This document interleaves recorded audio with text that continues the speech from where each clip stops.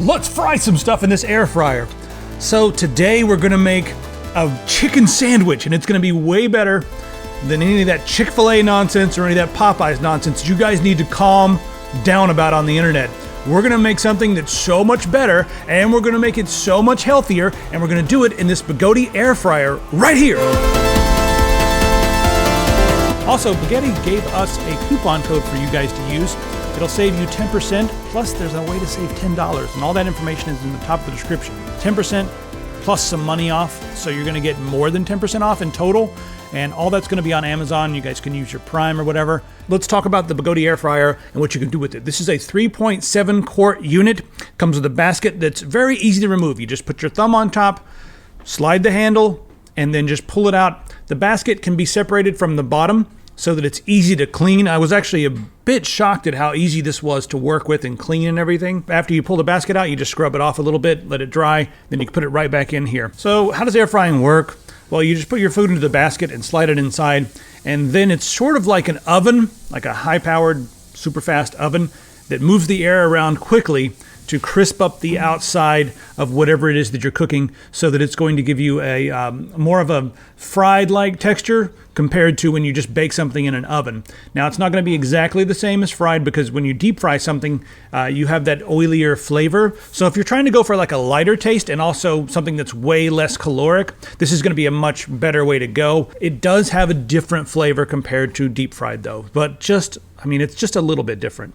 For some people, that's a big deal. For others, it's not. With the sandwich that we're making today, when you get the bun and all the condiments, I actually could not tell the difference between this and just a regular deep fried sandwich, other than the fact that, hey, lower calories. It's delicious. All right, so let's get down to business. The first thing we did was we made some fried pickles, because I wanted to test this thing out and get sort of a feel for it.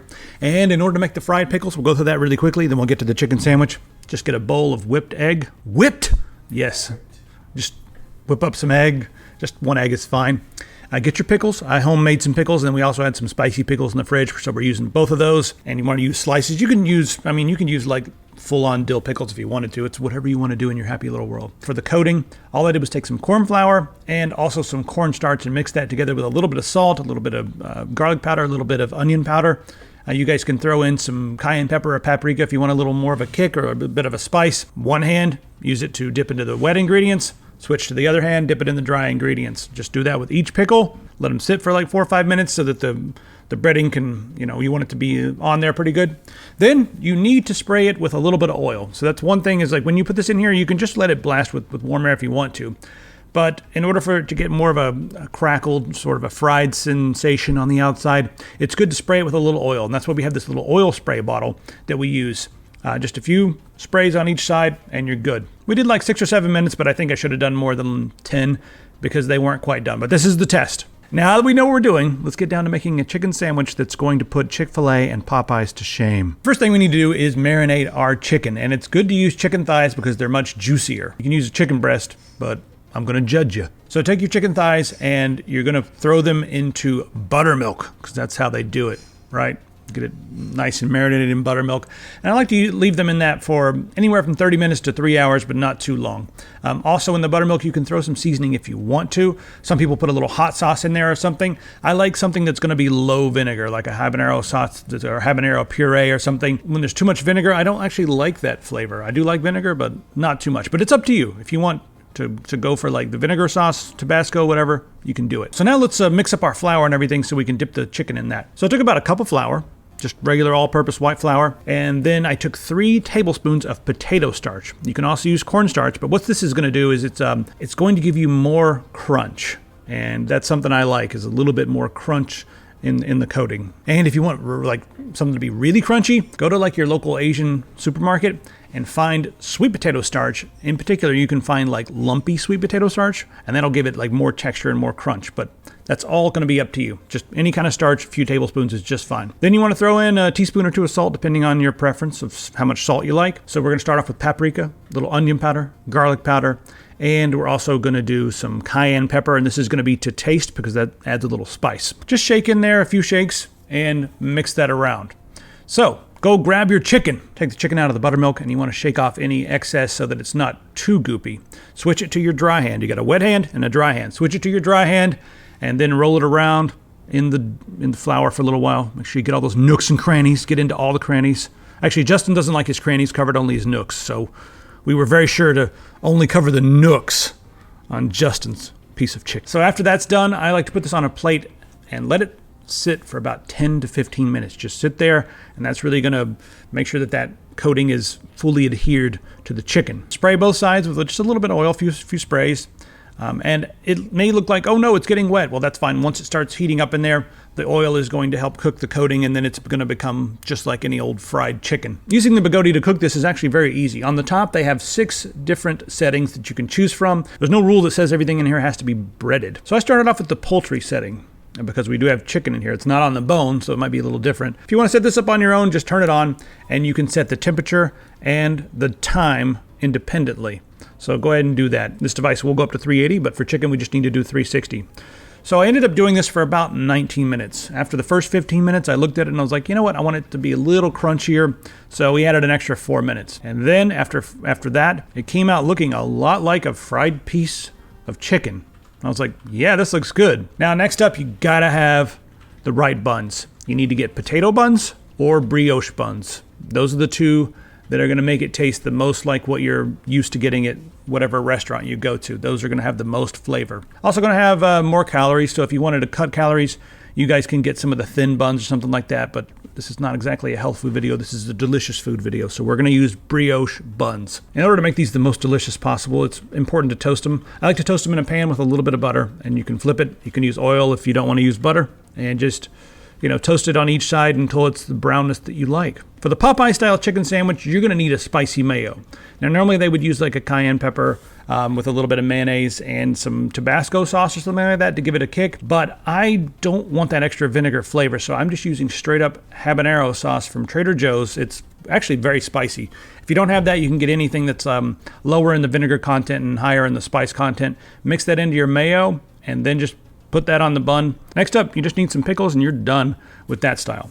Now the other style, if you want to do like a deluxe style, chicken sandwich or whatever, deluxe meaning it actually has vegetables on it, just grab yourself some lettuce. I usually like leaf lettuce, Boston Bib, or something like that, and throw that on there. And then as far as tomatoes go, Ugly Ripes and heirloom tomatoes have the most flavor, but a good old slicing tomato is going to be just as good. The way you pick a good tomato, don't squeeze it. That's not how you do it. You pick it up and smell it. If it smells like the kind of tomato that you want to eat, then that's the right tomato. It's all about being able to smell. You can smell when they're ripe. You can smell that sort of green, I don't know. Can you smell the color green? Yes, you can. When you pick up a tomato, it will smell green if it's not ripe on the inside. So just make sure you find a tomato that smells good, and you're good to go. So now it's time to sit down and try these sandwiches out and tell you guys how good it is. So we had Justin come in, and we both split these sandwiches to see how they were. So Justin, what do you think? Oh, well, I was actually really surprised with how they turned out. I think our pickles needed a little bit of work. They probably could have for the pilot food. They turned out pretty good. Yeah, the pickles were like okay. They need to be cooked a little longer. Maybe the cornmeal made it a little more difficult. Yeah, but maybe a second round of oil on it might have done. But the chicken, on the other hand, the pickles were just a learning. Yeah.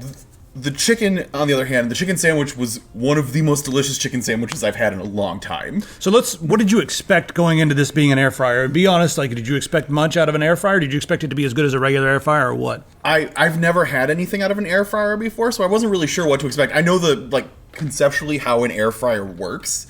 So I was interested to see what the actual, when it all comes out, what it's going to actually be like. So I was expecting something that was this is pretty good for something I could make at home, but it's not as good as going out to a restaurant and getting it. Right. That's what I was expecting out of this, but honestly, the chicken sandwich that you made was better than a lot of the other chicken sandwiches I've had around Portland. Which is saying something, because Portland makes really good chicken sandwiches. From a chicken sandwich food cart I've had, it was better. Right, so it was easily better in my opinion than, I actually went out and got a Popeyes chicken sandwich. Took about 3 bites out of it and threw it away because I didn't want to waste the calories that day. Yeah. But I wanted to try it to make sure I could say if it's better or not than a Popeyes chicken sandwich. And I don't know what you guys are on about. It was pretty good, but it's so salty and greasy. You know what I mean? It's like, guys, this is salty, greasy garbage fast food. If people really like salt and grease, sometimes you just want salt and grease, though. Just want that salt and grease. Yeah, sometimes you just want that. Well, this has all of the flavor without that extra greasy flavor that's left in your, or that greasy like coating that's left in your mouth. I woke up this morning and I was like, actually, what like the first thing I did was I messaged you. I was like, dude, I want another chicken sandwich. Like, let's go back to the office and make another chicken sandwich. Yeah, I was contemplating like, oh, well, I could stop and grab some chicken on the way in, and And then it's a little difficult to work with this area right here. But the other thing that kind of surprised me is the idea of an air fryer seems like it would be, I guess, not as juicy compared to like deep frying.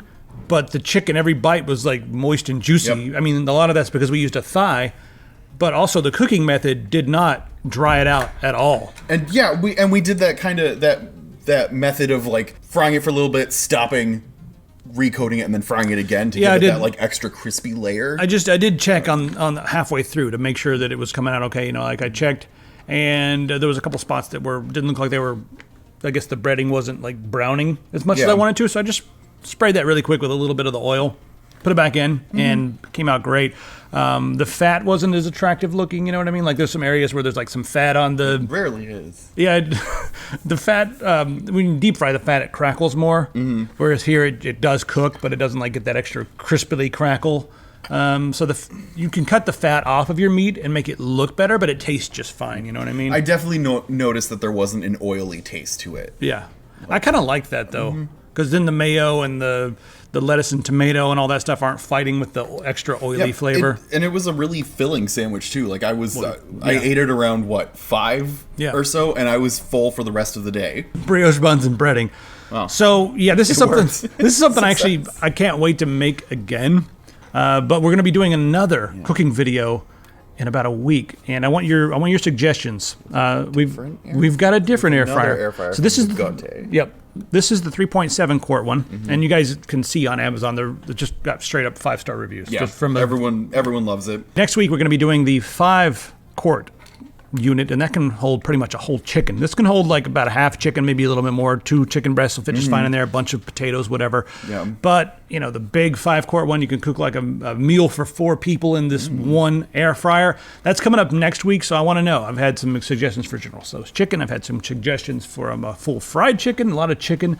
I've had suggestions for steak, which I don't know, maybe that. Since we don't necessarily have to, we should get some quail, some small little quail. Yeah, just cook those up. Put old chicken in there, basically. But I want to know what you guys want to see in the next video with the bigger air frying unit. So let us know in the comments, and let us know if you're trying out this chicken sandwich recipe, and let us know how much better it is, because it's going to be better.